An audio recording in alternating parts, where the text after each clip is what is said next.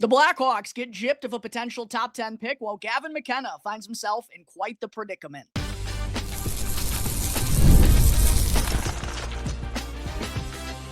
You're Locked On Blackhawks, your daily podcast on the Chicago Blackhawks, part of the Locked On Podcast Network, your team every day. What's going on, everyone? Welcome on into another episode of Locked On Blackhawks, part of the Locked On Podcast Network, your number one sports podcasting network where we bring you your team every day. I'm Jack Bushman. On today's episode, I'll discuss the new details emerging from the Seth Jones trade somehow 11 months later, plus my thoughts on everything that's going on with 2026 projected number one overall pick Gavin McKenna. And then in segment 3, I'll get into Connor Bedard getting passed over once again for Team Canada's Olympic roster. But first, just a quick reminder, if you're watching on YouTube today, please make sure that you're subscribed to the channel and go and smash that like button for me as well. It's all 100% free, won't cost you anything, and helps me out in a real big way in reaching my goal of 3,000 subscribers. All right. Happy Saturday, Blackhawks fans. Hope everyone's Super Bowl weekend and start to their Olympic break is going well. Kicking things off here today, definitely have to talk about the strange and also frustrating situation that unfolded on X yesterday, where we learned that the Florida Panthers 2026 first-round pick that the Blackhawks received in the Seth Jones trade, well, turns out that's actually a top 10 protected pick. Somehow, over the last 11 months, that very important detail was kept in the dark. It was swept under the rug. And to just go through a little bit of a recap of how this came to light yesterday, for those of you who might have missed it, I'm sure many of you are aware, but Frank Saravalli, who's been joining the Blackhawks CHSN pregame show quite often here this season, one of the best hockey insiders in the business. Well, yesterday morning to kick off the Olympic break, he posted the 2026 updated NHL draft lottery odds, and the Florida Panthers currently are the 10th worst team in the entire NHL. But when he listed the Panthers in that number 10 spot, he put in parentheses T10 protected. And naturally, both Blackhawks and Florida Panthers fans alike went into the comment section seeking for some clarification because, as I just said, this was not reported the day that the trade went down back on March 3rd, 2025, leading up to last year's trade deadline, or at all over the last 11 months. And I remember when that trade first went down, there were lots of media members, Blackhawks beat writers as well, wondering if that was an unprotected first-round pick. And that was the belief. There were many people who, I guess I don't want to say officially verified it because clearly that wasn't the case, but there were a lot of people that did check in to see if that was an unprotected pick, and the belief was that it was. Well, once Blackhawks and Panthers fans saw that T10 protected was put in parentheses yesterday by Saravalli, they flooded his comment section with questions seeking some clarification, and Saravalli later went on to confirm while also pumping out his new website, which I think was a very foolish move by him and one that probably doesn't help his reputation, even though he's already known as one of the best hockey insiders in the entire business. I don't think that was the right way to go about things, as it led many people to kind of believe, whether it's the case or not, and I'm guessing it wasn't, but led a lot of people to believe that maybe Saravalli had kind of kept this information from being public until he could pump it out on his website. Again, I don't think that was the case, but he did confirm through his first article for his new website that he reached out to a league source, and they confirmed that this is a 2026 top 10 protected pick that the Chicago Blackhawks received from the Florida Panthers. For those of you who don't remember the deal, it was the Blackhawks sending Seth Jones to Florida while they retained 26% of his contract approximately. They also sent over a 2026 fourth-round pick in exchange for Spencer Knight and that 2026 first-round pick. And, of course, with the way the season has gone so far for the two-time defending champions, I mean, have dealt with a slew of injuries, I believe, in their final game before the break against the Tampa Bay Lightning, which was, by the way, a classic battle of Florida matchup where I believe there were 13 penalties taken. Brandon Hagel and Matthew Tkachuk ran it back in a scrap from the Four Nations face-off last February. We'll see if they'll go for round 3 at the Olympics here coming up soon.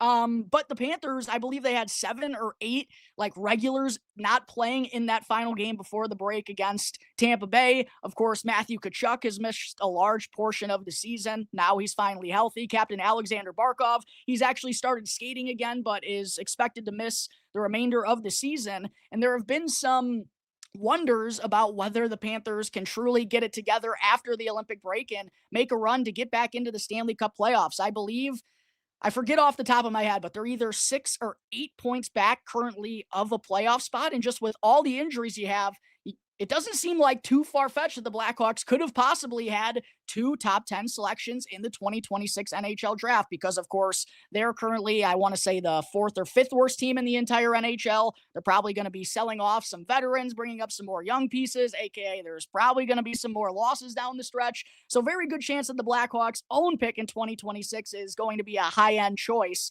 And it didn't seem, like I said, too far-fetched that the Panthers could potentially be in that conversation as well. Now, though, that they have learned, or I guess the Blackhawks, they confirmed that they were aware that this was a top 10 protected pick the entire time. They just never disclosed it to any of their beat writers or anything for whatever reason. And legitimately, I mean, Scott Powers, Ben Pope, Mark Lazarus, like all of the top Blackhawks beat writers, in my opinion, were not aware of this stipulation and key detail involved in the trade. So now that this has become public, there are some people wondering, hey, the Florida Panthers, with all the injuries that they're dealing with how long their last 3 seasons have been, not only are they the 2-time defending Stanley Cup champions, but they made it to the Stanley Cup final the year prior as well, right? So they've had 3 super long playoff runs. They got a lot of guys on that team that played at the Four Nations Place-Off, a couple of more that will be playing in the Olympics. So now that they still own their 2026 first round pick, if it is a top 10 selection. If it's not a top 10 selection, which of course is still in the cards, we are talking about the 2-time defending champs after all. They know how to win with their backs against the wall. So there is still an opportunity that this whole thing becomes a moot point. But now that the Panthers know that they will possess their first round pick, if it is a top 10 selection, you can't help but wonder if there's a thought around that organization. Hey, I know fan bases don't want to hear this, but this actually could be a wise idea by the Panthers in the long haul. They could allow for all of their injured players, and there's many of them right now, to kind of rest up down the stretch of the season. They could effectively punt on this 25-26 campaign, go and potentially, depending on how the draft lottery goes, of course, wind up with a top selection in this year's draft, add another real talented player to their arsenal, and then try to go and run it back once they're fully healthy in 2026, 2027. That is now an option for the Florida Panthers because they don't have to worry about their top 10 selection going to the Blackhawks should things kind of fall apart for them in their final 25 games. So yeah, this is definitely unfortunate for the Blackhawks because a lot of us were getting excited about the potential of having 2 top 10 picks in this year's draft. Well, now we know that won't be the case unless the Blackhawks were to go and acquire a top 10 selection from another team that's not the Florida Panthers. And in fact, because the Panthers are holding on to this pick, if it is in the top 10, if they don't wind up with a high-end pick in the draft lottery, let's say they wind up with the 8th, 9th, or 10th overall selection, they could still, or even if they wanted to with a higher draft choice, they could go and trade that draft pick to another team. So just super frustrating overall that somehow, I mean, details like this, contract stipulations, they don't get left in the dark in any real sport.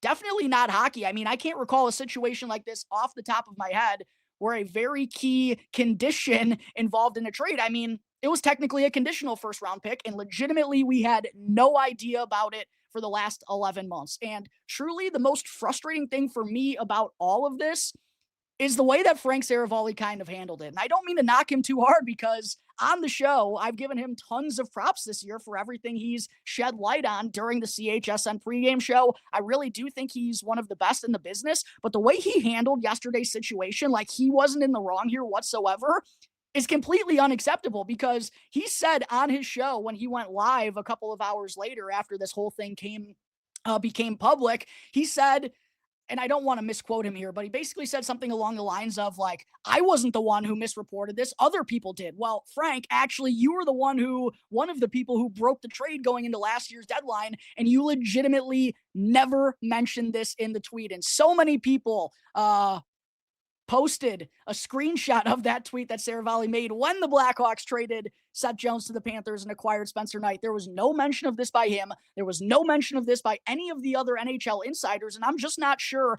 And for Saravalli also to act like, oh, as if the great Bill Zito wouldn't go and make this type of mistake. I mean, yes, no one really expected the Florida Panthers to be one of the 10 worst teams in the entire league this year, but to act like that was something so assuredly that Bill Zito would have done, I mean, it just really added to the frustration of yesterday. And for Saravalli to act like he didn't drop the ball, he dropped the ball here. And I know there were a lot of Blackhawks fans upset at a lot of us beat writers for, I guess, not covering the situation properly. I mean, how are we supposed to know when all of the insiders, I mean, nobody reported this. The Blackhawks never brought it up one single time or acted like it was the thing. So, I mean, kind of a shame on Frank Saravalli here, in my opinion, not only to, I mean, pump out his first article on his new website being the confirmation that this was a top 10 protected pick, and then to also act like he did nothing wrong in this situation or didn't mislead Blackhawks fans whatsoever. That is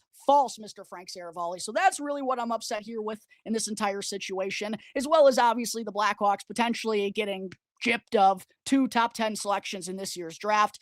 As I mentioned, though, who knows what the Panthers are going to do over their final 25 games. The NHL is a very unpredictable league, as we all know, and there definitely is a chance that the Panthers, I mean, go on a run and wind up sneaking their way into the Stanley Cup playoffs. And like I said, this becomes, I mean, a situation that doesn't even matter in the long run. But just with how everything transpired yesterday, it rubbed a lot of Blackhawks fans wrong, including myself. And I just do not understand how for the last 11 months, nobody brought this up one single time. There was no idea for Panthers or Blackhawks fans alike. I mean, this was a very pleasant surprise for the Panthers yesterday. This was a tough break for the Chicago Blackhawks. When it rains, it pours, Blackhawks fans. Just things not going our way right now. But there are my thoughts on the very strange and frustrating situation that unfolded on social media yesterday, where we learned the Blackhawks will not be receiving a top 10 pick from the Florida Panthers. If it's any selection after that, though, the Blackhawks will be retaining that draft choice. Coming up in just a moment, I'll get into my 2 cents on the entire Gavin McKenna situation that's unfolded in the last week. But first, need to talk to you all about one of today's sponsors here on Locked On Blackhawks, which is Indeed. If you've ever hired someone who looks good on paper but just wasn't the right fit, then you know how important this all is. When you want to hire candidates who truly match what you're looking for, go and trust Indeed sponsored jobs. And if you're hiring, then Indeed is all you need. Stop struggling to get your job post seen on other sites, because Indeed sponsored jobs puts your post at the top of the page and helps you reach the right candidates faster. Sponsored jobs boosts your post to the people who are the best match for your role, and that makes a real difference. Go and spend more time interviewing candidates who check all of your boxes with less stress, less time, and also more results by using Indeed sponsored jobs. And listeners of this show, you'll get a $75 sponsored job credit to help give your job the premium placement it deserves over at Indeed.com/lockedon. All you got to do is go and visit Indeed.com/lockedon right now, and make sure to support the show by saying you heard about Indeed on this very podcast. Terms and conditions apply. Need to hire? Then you need Indeed. As always, before I get into segment 2, please make sure to go and show some support to Locked On Blackhawks on Instagram as well, if you haven't done so already, where I post reels of every Blackhawks goal that gets scored. I post some cool graphics and updates on all of the top prospects in the organization as well. So please make sure to go and give Locked On Blackhawks on Instagram a quick follow. All right, segment 2 here on today's show. For those of you who might be living under a rock, just a couple of days ago, 2026 projected top overall pick Gavin McKenna was arrested and faced with 4 charges, including 1 felony aggravated assault charge, after getting into an altercation at a bar at Penn State over the weekend. And reports surfaced that McKenna allegedly punched a man in the face, causing both a broken jaw and some lost teeth. However, I am very grateful I waited a day to kind of go over this on the show, as some new details have emerged that actually show McKenna might not have fully been in the wrong here. While it's, I mean, never okay to turn to violence in these kinds of situations. After reviewing the videotapes and the footage, Pennsylvania prosecutors have actually dropped that felony charge.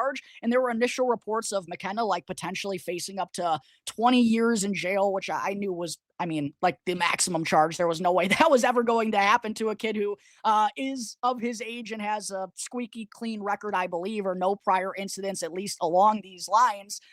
So that felony charge was dropped after Pennsylvania prosecutors and their DA re-reviewed the videotapes and the footage, and they also learned that McKenna and his mother, who was involved in this situation as well, allegedly, exited the bar where kind of that encounter began, I believe. But the victim, who McKenna ended up punching in the face, breaking his jaw, and causing a couple of missing teeth, he actually is believed to have followed both McKenna and his mother over to the parking garage, which is where the fisticuffs ended up happening. And I saw this discussion going around. Obviously, there's still a lot to be learned about the situation. It's an ongoing case. So everything here, I mean, we're kind of speaking, I don't want to say hypothetically, but there's a lot still going on right now, of course. But I've seen a lot of discussion going around considering what's happening with McKenna right now. I've seen a couple of different Blackhawks podcasts talking about this. How will this negatively impact Gavin McKenna? And it's obviously going to be something it's going to hang over his head for a long, long time. I mean, it's definitely something he's going to be asked about throughout all of his draft interviews.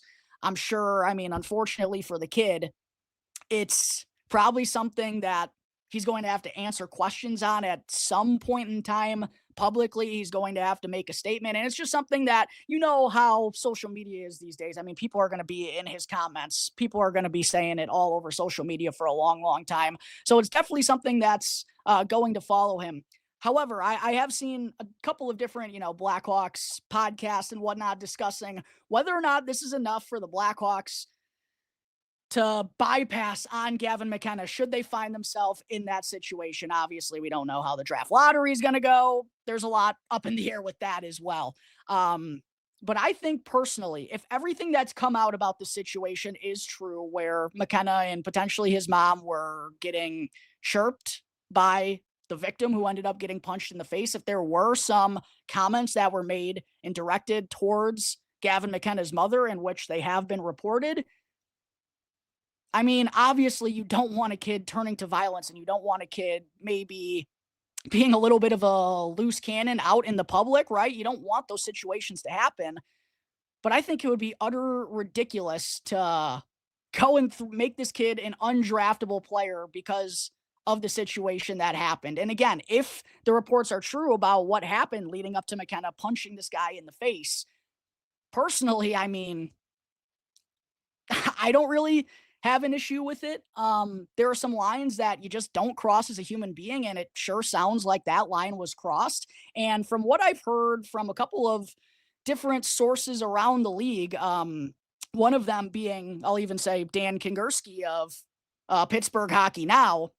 I read his daily article that he posted this morning, and he didn't name any sources. He didn't name any names, but he said from a couple of people that he talked to, if this situation, again, is being accurately reported with McKenna kind of being provoked into this situation with what was said towards his mother, there are a lot of NHL players that said they'd give him a pat on the butt coming into the locker room, and standing up for your mother like that, a lot of people don't have an issue with. And again, we still need to figure out what is the truth here in this situation. But if that is the case, I'm not going to hold this against Gavin McKenna whatsoever. I mean, especially with the way that just the world works nowadays, everyone's trying to get a reaction out of you. Everyone wants something to blow up on social media. Like, I can understand how this situation could happen to a young kid who's at a huge school like Penn State. He's received the most NIL for any hockey player ever. He's obviously projected to go number 1 overall, even though it is more of a debate than it was entering the season. Yeah, I just don't think this would be enough to throw the kid to the side and say he's completely undraftable. It's not like it's a Trevor Connolly situation from a couple of years ago where legitimately that kid was undraftable by the Chicago Blackhawks because of his background. To me, this is just, it's not enough to go and pass on Gavin McKenna if this all does wind up being true. And I feel like a lot of us in that same situation, again, I don't ever think violence is the answer in those kind of ordeals, but as someone who went to a big university and have seen my fair share of college fights, I know that these things happen. And kids, especially when alcohol is involved, they'll cross those lines. They'll say some things that they shouldn't. And if that's what ended up happening and Gavin McKenna kind of took matters into his own hands, again, we still have to learn if that is exactly the case. And I don't want to speak like out of pocket here and make it sound like Gavin McKenna did a good thing, because that isn't the case.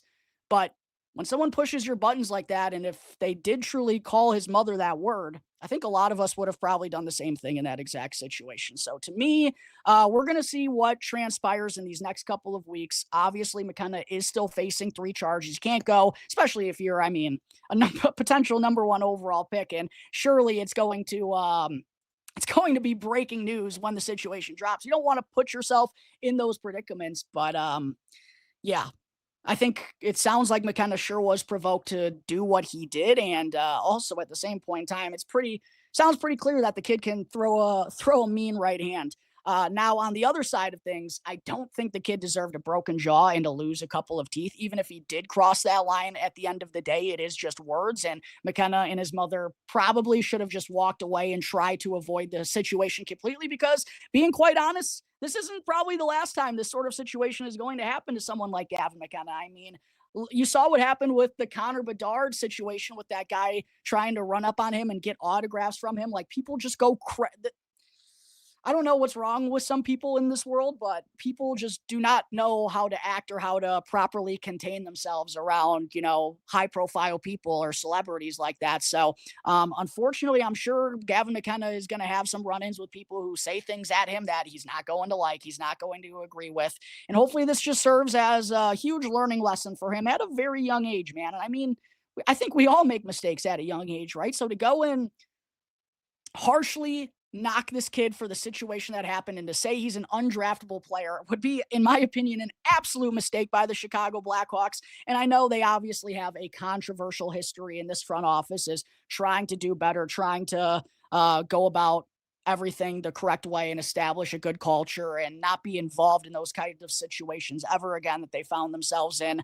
But I don't think drafting Gavin McKenna, well, I'm sure just because it's the way things go on social media, right? People are going to complain and be like, oh, of course the Chicago Blackhawks take this scumbag. Like, I literally could care less. I'll lick their tears up because to me, in my opinion, and again, this is my opinion, I'm sure there are some people who disagree with me on this, but at the end of the day, it's just my 2 cents here. I'm not holding this over Gavin McKenna's head. Not at all, especially, like I said, if the reports that are coming out about the kid following him to the parking garage, saying vulgar things to his mother. At the end of the day, I wish Gavin McKenna didn't do it, but I'm not really going to hold it against him as much as some other people may. But we're going to learn still, I'm sure, things about the situation in the next couple of days. Gavin McKenna still has a court date coming up, which is just a crazy statement to make in and alone of itself. But there are my personal thoughts on the entire Gavin McKenna situation. Let me know in the comment section, Blackhawks fans, if you think I'm just flat out wrong here, if you think I'm mistaken. I don't care. Go and let me know down below in the comment section if you agree with me, or just give me your thoughts on the entire Gavin McKenna predicament that he now finds himself in down below in the comment section. But coming up in just a moment, before I close out today's episode, still want to quickly break down Connor Bedard getting passed over once again by Hockey Canada. Just want to say thank you to everyone for making Locked On Blackhawks your very first listen here to start off your weekend. Segment 3, 2 members of the Tampa Bay Lightning will unfortunately not be able to suit up for Team Canada at the upcoming Winter Olympics in Milan, as both Anthony Cirelli and Braden Point have been ruled out. Cirelli, he got injured recently during the Lightning and Boston Bruins Stadium Series game last Sunday. I believe that was just 6 days ago from now. Cirelli was ruled out fairly quickly, and Canada ended up replacing him with Florida Panthers 2-time Stanley Cup champion, reigning Conn Smythe Trophy winner Sam Bennett, who I truly could not believe was not a part of the initial roster release, considering how much this guy shows up in high pressure moments. And also, as I'll get into more here in just a second, considering that Canada, I expected them to have a lot of foreign nations bias just because they were coming off of a gold medal in that tournament last February. When I was predicting the rosters going back to the summertime, I said, I feel like it's going to be really hard for Canada to not take a lot of these guys from the four nations just because of how much success they had together. Well, I guess Bennett somehow didn't make it on the initial team, but he rightfully winds up being named as an injury replacement for Anthony Cirelli, who I also mentioned back in the summer over the last couple of months. There was no way that John Cooper, who coaches him with the Lightning, was going to leave Anthony Cirelli off of that team. Imagine kind of some of the bad vibes that could potentially create in the locker room. And I know at the end of the day, this is an all-star team and you're going to leave some people home disappointed, but I just don't think he could do that to someone he goes to battle with on a consistent basis. But doesn't matter any longer as Cirelli is not going to be playing in the tournament. Sam Bennett is going to be stepping in for him. And then on Thursday, it was officially announced that Brayden Point, who suffered a lower body injury, sure looked like a knee injury back in early January in a matchup against the Philadelphia Flyers. Right after scoring a goal out in front, defenseman Cam York went and fell on Brayden Point's leg. He needed to be helped off the ice and hasn't played ever since. He was doing his best to try to ramp up the last week or so, get back on the ice and make it over to Milan to represent his native country, but unfortunately just not good enough in order to get cleared. And with the rumblings over these last couple of weeks about Point potentially missing the tournament, there was plenty of speculation as to who would possibly be his injury replacement. Of course, Sam Bennett was involved in that conversation as well until Anthony Cirelli got hurt a couple of weeks after Point, and he ended up being his replacement. But the four main players that I saw involved in this discussion to potentially replace Brayden Point, which we now know is the situation, was Connor Bedard, Wyatt Johnston of the Dallas Stars, Mark Scheifele of the Winnipeg Jets, and then Seth Jarvis of the Carolina Hurricanes, who played for them at the Four Nations Face-Off and ended up getting the nod over those other three. Personally, I wasn't too surprised that it wasn't Connor Bedard, just considering, the comments that general manager Doug Armstrong made on the initial roster release on December 31st, saying that the injury that Bedard suffered on December 12th, and of course, when the initial rosters were released, Bedard had yet to return from that shoulder injury. He said that the injury really didn't play much of a part in the decision to not put Connor Bedard on the roster. So once he said that, I knew even as an injury replacement, it was going to be unlikely. However, I do think, personally, Bedard would be a better fit than Seth Jarvis to replace Brayden Point, because Brayden was expected to serve a top six role, potentially even play on the top line along with Connor McDavid. And comparing Seth Jarvis and Connor Bedard's offensive skill sets, while Jarvis, yes, is the better two-way and better defensive player, Connor Bedard definitely has the higher offensive upside. And Seth Jarvis, while he's having a good season, he's not a point-per-game player this year. Connor Bedard well over that point-per-game margin, even while not being like as productive as he was prior to the injury here over these last couple of weeks. So Jarvis over Bedard to me is just some clear Four Nations face-off bias there. Honestly, though, Blackhawks fans, if I were the one making this decision, I would have added Wyatt Johnston. I cannot believe that neither Wyatt Johnston or Jason Robertson are part of these Olympic teams. I honestly cannot believe it whatsoever. Jason Robertson being left off the Americans is way worse than Wyatt Johnston, though. No idea how you can take, some of the guys, why am I blanking on names right now? Brock Nelson, I know he's had a great year. Vincent, what are we doing? What are we doing? Skill. Give me skill. Don't understand that. I would have picked Wyatt Johnston, though. Yes, I would have picked him over Connor Bedard, quite honestly. His ability to go and play on the wing, the season that he's having with Dallas, he's over a point-per-game player. It would have come down to Bedard or Wyatt Johnston for me. Mark Scheifele, a respected veteran, but I still would want someone who I think could really flourish in that role offensively for Team Canada. Now, they obviously have a lot of star-studded offensive pieces, so they can be a little choosy and maybe look for something else. But I don't know. To me, it would have came down to Connor Bedard or Wyatt Johnston. I'm ultimately not surprised that it didn't end up being Bedard, but I am a little surprised, although I did expect the Four Nations bias to come into play. I just don't think Seth Jarvis is the perfect fit to go and replace someone like Brayden Point on the top line. I thought he would have been a better fit to go and replace Anthony Cirelli. But I do also believe that Sam Bennett definitely deserved to be in that tournament over him. So there are the latest additions made by Team Canada leading up to the upcoming Winter Olympics, which begin in just 4 days' time next Wednesday. That is going to wrap up today's episode of Locked On Blackhawks, everyone.